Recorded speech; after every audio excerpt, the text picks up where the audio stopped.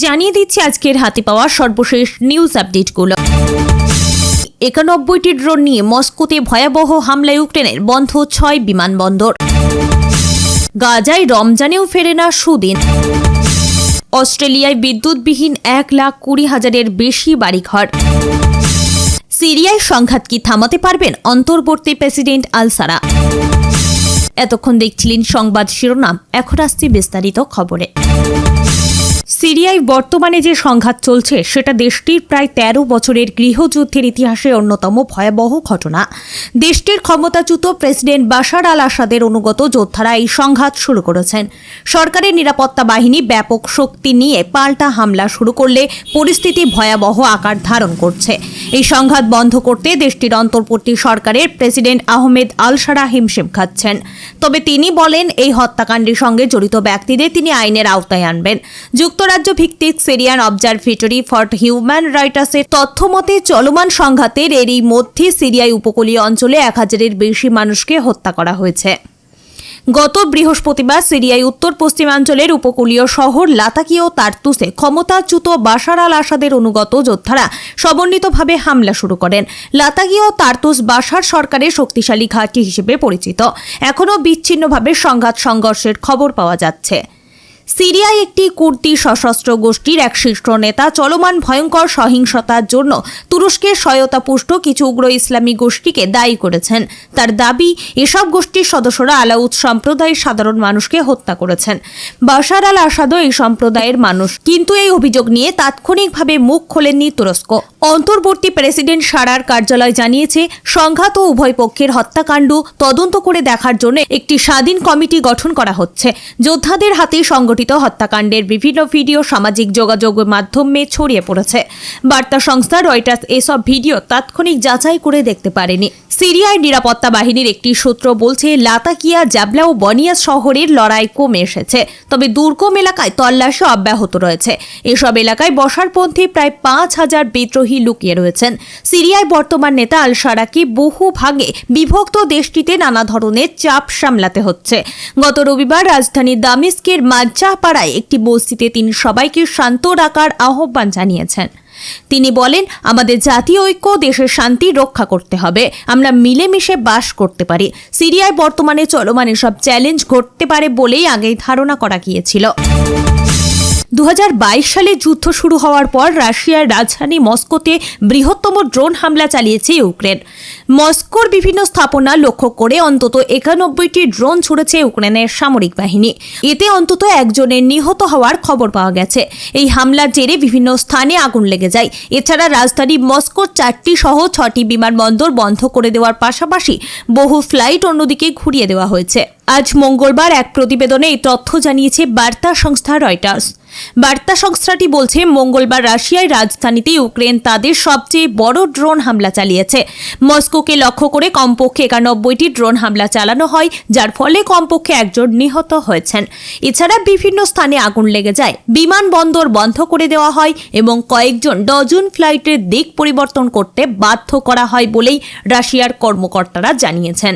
রুশ প্রতিরক্ষা মন্ত্রণালয় জানিয়েছে, রাশিয়ায় আকাশে মোট 337টি ইউক্রেনীয় ড্রোন ভূপতিত করা হয়েছে, যার মধ্যে 91টি মস্কো অঞ্চলে এবং 126টি কুরস্ক অঞ্চলে ভূপাতিত করা হয়েছে। রাশিয়ায় এই কুরস্ক অঞ্চল থেকে ইউক্রেনীয় বাহিনী পিছু হটছে। রয়টার্স বলছে, 3 বছর ধরে চলা যুদ্ধের অবসানে সম্ভাব্য শান্তি আলোচনার জন্য সৌদি আরবে মার্কিন প্রতিনিধি দলের সাথে দেখা করার প্রস্তুতি নেওয়ার সময় এবং রুশ বাহিনী পশ্চিম রাশিয়ায় কুরস্ক অঞ্চলে হাজার হাজার ইউক্রেনীয় সৈন্যকে ঘিরে ফেলার চেষ্টা করার সময় আজ মঙ্গলবার ভোরের দিকে বিশাল এই ড্রোন হামলাটি শুরু হয়। মস্কো অঞ্চলের গভর্নর আন্দ্রেই ভোরিভিতো বলেছেন, হামলায় কমপক্ষে একজন নিহত এবং আরও 3 জন আহত হয়েছেন। এছাড়া তিনি একটি ধ্বংসপ্রাপ্ত অ্যাপার্টমেন্টের ছবি পোস্ট করেছেন, যার জানালা হামলার জেরে ভেঙে গেছে। ভোরোভিতো বলেছেন, মস্কো অঞ্চলের রমেনস্কয় জেলায় একটি বহুতল ভবন থেকে কিছু বাসিন্দাকে সরে যেতে বাধ্য করা হয়েছে। এই অঞ্চলটি ক্রেমলিন থেকে প্রায় 50 কিলোমিটার দক্ষিণ পূর্বে অবস্থিত। অবশ্যই ইউক্রেনের এই হামলার পরও মস্কোতে আতঙ্কের কোনো লক্ষণ দেখা যায়নি এবং মস্কোর পান কেন্দ্রের বাসিন্দা ও যাত্রীরা স্বাভাবিকভাবে তাদের কাজকর্ম করছেন। রাশিয়ান বিমান চলাচল পর্যবেক্ষণ সংস্থা জানিয়েছে, হামলার পর বিমান নিরাপত্তা নিশ্চিত করার জন্য মস্কোর 4টি বিমানবন্দরে ফ্লাইট চলাচল স্থগিত করা হয়েছে।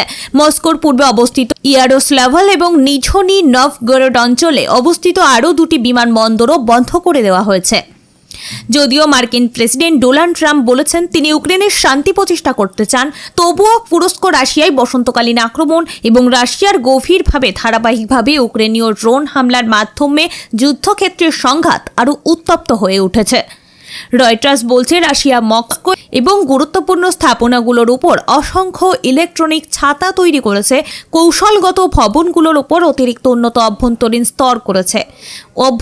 স্তর তৈরি করেছে এবং রাজধানীর কেন্দ্রস্থলে ক্রেমলিনে পৌঁছানোর আগে ড্রোনগুলোকে গুলি করে ভূপাতিত করার জন্য জটিল আকাশ প্রতিরক্ষা ব্যবস্থাও তৈরি করা হয়েছে। মুয়াজ্জিনের সুমধুর কণ্ঠে আজানের ধ্বনি আর ভেসে আসে না। মসজিদগুলোই নেই, বোমার আঘাতে সবকিছু মিশে গেছে মাটির সঙ্গে। ফজরের আজান শুনে এখন আর রোজা শুরু করতে পারে না ইসরা আবু কামার। মাগরিবের আজান কানে আসার পর মুখে তুলতে পারে না ইফতার। ইসরার বাড়ি ফিলিস্তিনের গাজায়। পবিত্র রমজানের বহু স্মৃতি তার মনের গভীরে জমা। সেসব স্মৃতি এখন কাদায় তাকে, যেমনটা কাতর করে তোলে উপত্যকার মানুষকে। গত বছরের মতো এবারও রমজান তাদের জন্য উৎসবের আমেজ নিয়ে আসেনি। আসবেই বা কিভাবে? 15 মাস ধরে চলা ইসরায়েলের নির্মম হামলা গাজাবাসীর জীবন থেকে সব খুশি কেড়ে নিয়েছে। তবে গত রমজানের তুলনায় এবার গাজায় 23 লাখ বাসিন্দা কিছুটা হলেও স্বস্তিতে রয়েছেন। 1.5 মাস হলো যুদ্ধবিরতি চলছে। মুহুর্মুহু বোমার শব্দ এখন আর ভেসে আসে না। তাই তো প্রথম রমজানে একসঙ্গে ইফতার করেছেন রাফার একটি এলাকার বাসিন্দারা। রাস্তার উপর বিশাল সেই জমায়েতে যোগ দিয়েছিলেন মধ্যবয়স্ক নারী ফাতিমা আবু হেলাল।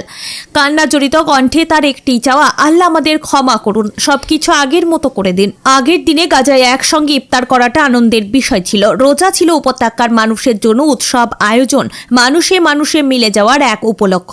সন্ধ্যা হলেই ঘরবাড়ি ও সড়কগুলো আলোকিত হতো লুণ্ঠন আর রং বেরঙের বাতিতে। প্রতিবেশীদের নিয়ে আয়োজন করা হতো হরেক পদের ইফতারির। রাত গড়িয়ে গেলেও রাস্তায় মানুষের আনাগোনা কমতো না। পরিবার পরিজন নিয়ে তারাবির নামাজ আদায় করতে যেতেন মুরব্বীরা। টেলিভিশনে চলতো রমজানের অনুষ্ঠান। রাস্তায় রাস্তায় শিশুরা খেলাধুলা করত, ধর্মীয় গান গেয়ে মাতিয়ে রাখত পাড়া। এবার সেই শিশুদের অনেকেই নেই। বহু মানুষ হারিয়েছেন বাবা মা, ভাই বোন, কোলের সন্তান। ইসরায়েলের হামলা এখনো পর্যন্ত গাজায় 48,000-এর বেশি ফিলিস্তিনি প্রাণ কেড়েছে। হারিয়ে যাওয়া কাছের মানুষগুলোর কথা দীর্ঘশ্বাস হয়ে ফেরে নাগরীর বাসিন্দা ইসরা আবু কামারের কাছে। তিনি বলেন, এবারের রমজানে আমার ভালোবাসার মানুষগুলো আর নেই। আমার এক ফুফা ছিলেন, প্রতি রমজানে ইফতারের নিমন্ত্রণ করতেন, তাকে নির্মমভাবে মেরে ফেলা হয়েছে। বান্ধবী সাইমা, লিনা আর রোয়ার সঙ্গে প্রতিদিন মসজিদে দেখা হতো, তারাও শহীদ হয়েছেন। পুরনো দিনগুলো আবার ফিরে পাওয়া এখন গাজাবাসীর কাছে স্বপ্নের মতো। খাবারই তো ঠিক মতো মিলছে না তাদের। যুদ্ধবিরতির শুরুর দিকে সীমান্ত খুলে দিয়েছিল ইসরায়েল, তাই বাজার কিছুটা স্বাভাবিক ছিল। কয়েকদিন হলো আবার সীমান্ত বন্ধ করে দেওয়া হয়েছে। এতে কমছে মজুদ, হু হু করে বাড়ছে দাম। গাজা নগরীর আবু ইস্কান্দার বাজারের বিক্রেতা হাসান আবু রামিন হিসেবে সীমান্ত বন্ধ করে দেওয়ার আগে যে টমেটোর দাম ছিল 400 টাকা, তা এখন বেড়ে হয়েছে 730 টাকা। আর 1 কেজি রান্নার গ্যাসের দাম 4,500 টাকা করে বেড়ে হয়েছে 12,000 টাকা। পেট চালাতে শেষ সঞ্চয়টাও খরচ করে ফেলছেন গাজার অনেক বাসিন্দা। এত দাম দিয়ে নিত্য প্রয়োজনীয় সদাই কেনা তাদের জন্য অসম্ভব হয়ে পড়ছে। উপত্যকার সাধারণ মানুষ এবার যা পাচ্ছেন তা দিয়েই সেহরি ইফতার করছেন। এর মধ্যে রয়েছে ভাত, রুটি, মালখিয়া বা সবজি। একটু সচ্ছল কারো কপালে জুটছে মাংস, রুটি ও পেঁয়াজ দিয়ে তৈরি মুসখান। রোজার মাসে ত্রাণের লাইনও দিন দিন দীর্ঘ থেকে দীর্ঘতর হচ্ছে। এক থালা খাবারের জন্য শিশু থেকে বৃদ্ধ কাড়াকাড়ি করছেন সবাই।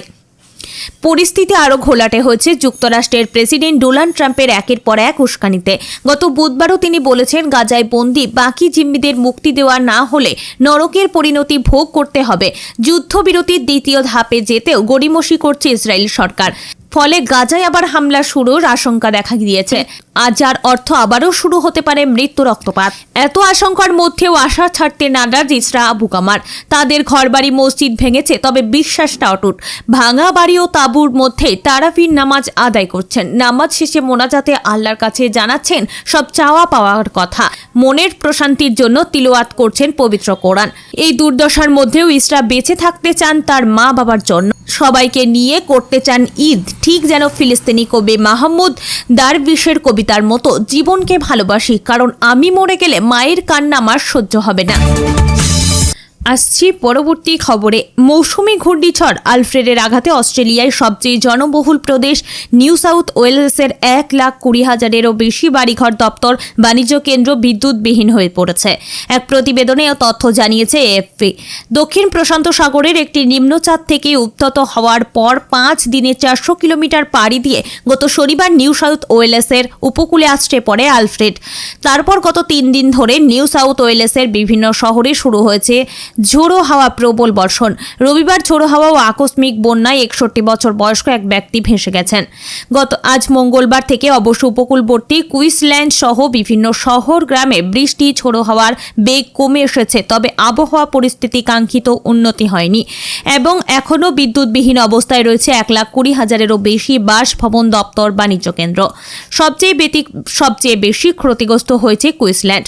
বিদ্যুৎবিহীন 1,20,000-এর বেশি ভবনের মধ্যে 1,18টি এই শহরের।